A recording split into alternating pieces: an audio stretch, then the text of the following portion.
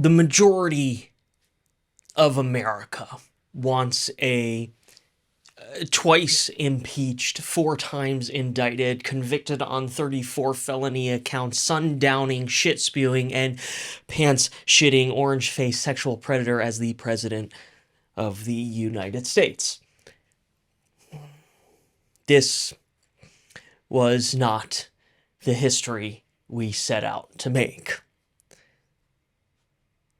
What is really exceptional is that the majority of America, well, they didn't even vote, which might as well be a vote for the felon because their indifference put him back in the White House. The majority of America. It's a plurality that Republicans haven't seen since George W. was reelected in 2004, and that was only because he invented a war and got everyone high on a toxic, fear-mongering sense of patriotism. The majority of America. Your neighbors, people watching this very video. Actually, if you are a Trump supporter, indifferent or otherwise, and you are watching, don't. I proudly use the words aggressively progressive to describe myself and my art. You will not enjoy it. Go away. For those who are sticking around, my name is Krumbine, and I make videos about the intersection of creative expression, creative process, and mental health. And while I would much rather be talking about how most of my own creative breakthroughs happened during a period I like to call peak boredom, or even prefer to be writing and performing a monologue about discovering the unspoken love of a lost parent. The truth is that the next 4 years, and potentially even longer than that, are going to have a grossly unfair, outsized impact on creative expression, creative process, and mental health. This was not the history we set out to make.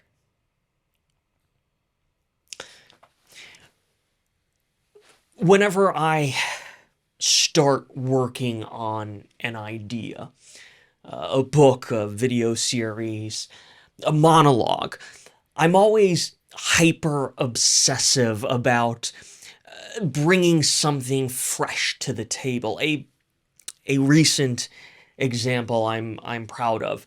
I love film and television commentary, but it is a grossly oversaturated genre, especially here on YouTube.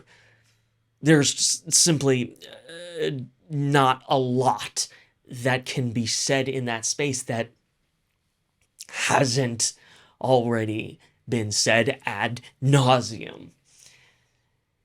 But then I connected my Krumbine's brain formula, where I argue with myself, and added film commentary to it. And I came up with Krumbine's brain watches stuff. I've already done the Joker sequel, Venom 3, and I have a very exciting plot twist episode forthcoming. Oversaturated, done to death genre, relatively unique and creative take. I am a happy camper. The point of all of that is to say that when I started feeling overwhelmed by this burden of the national trauma we're all enduring, that is election day, the first thing I did was pump the brakes. Really, what the fuck can I say from this insignificant YouTube channel that adds literally anything of substance to the conversation?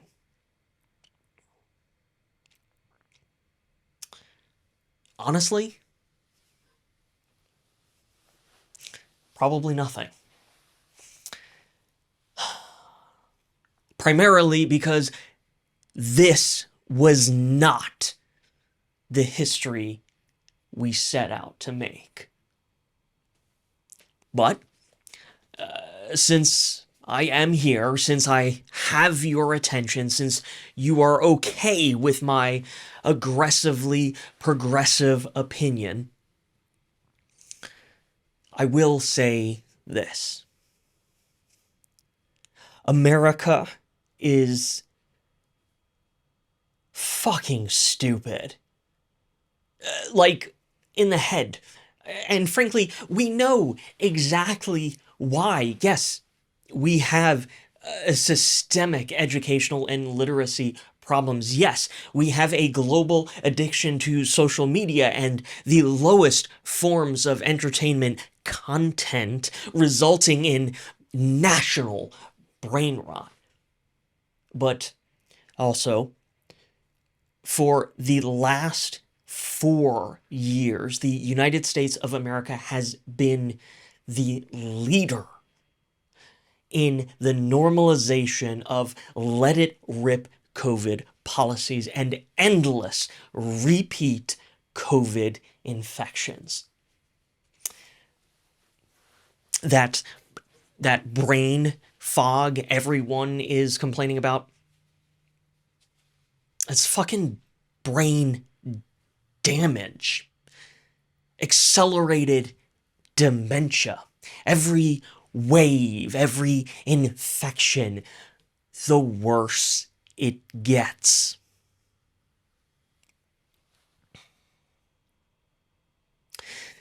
The majority of America doesn't even realize the COVID-19 pandemic is still happening. As recently as last month, that is October, the United States was reporting over 1,000 COVID deaths per week for 9 weeks straight.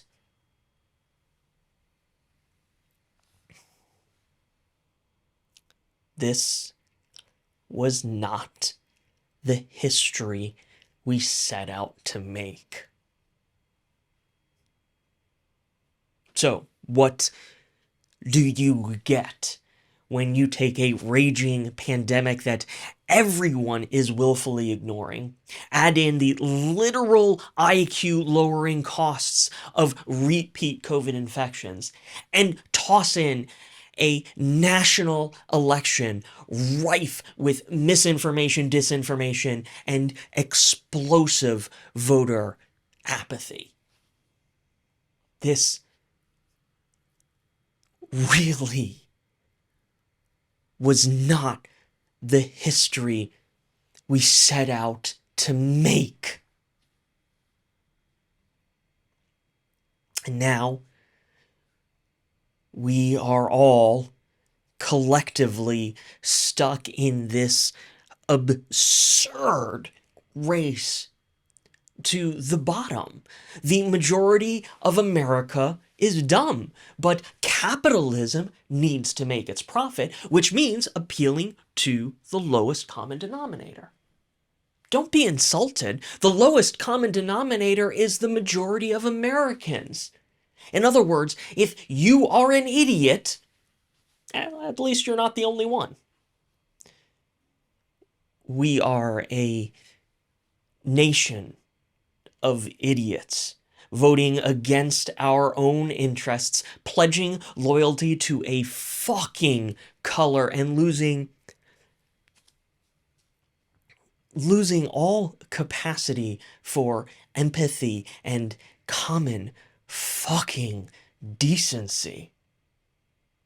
This was not the history we set out to make. Which is why I truly believe it is more important than ever to resist that lowest common denominator. Did you know that after the title and thumbnail, it is the first 7 seconds that is the most important component to a video's success on YouTube? 7 seconds. The lowest common denominator. As an artist, as a writer, a performer, a designer, as a human being,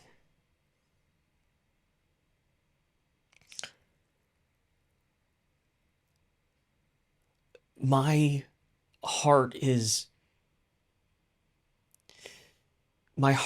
very fucking heavy right now. For the few of you still watching, please, say hi. Let's be friends.